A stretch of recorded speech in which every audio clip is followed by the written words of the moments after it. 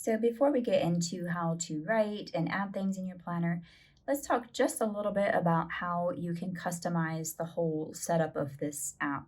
To do that, you can come down here to the circle with 3 dots, and you have various options you can change.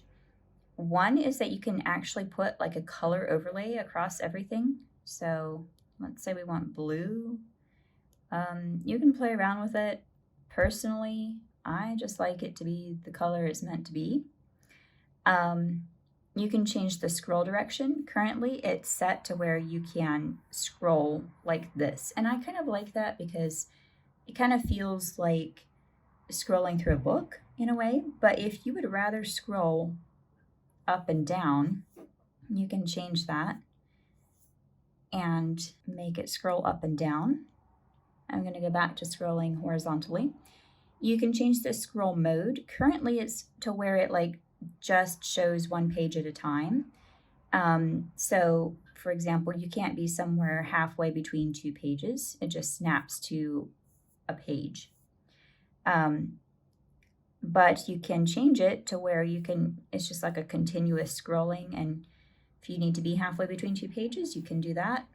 That would be especially helpful if you have the vertical scrolling on, because I noticed it's a little hard to scroll vertically when you have it just snap to one page.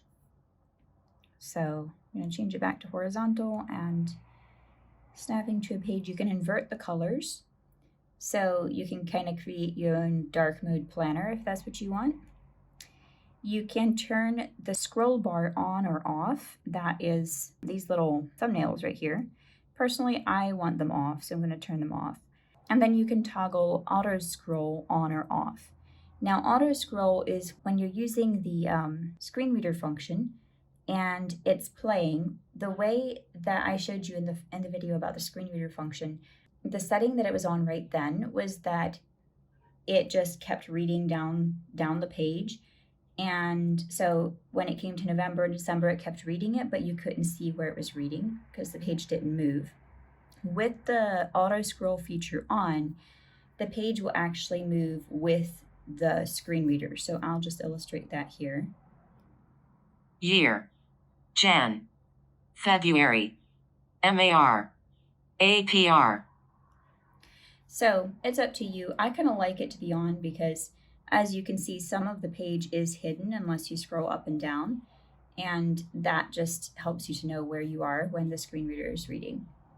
So those are a couple things that you can do to set things up however you want them before you get started actually writing and adding things to your planner.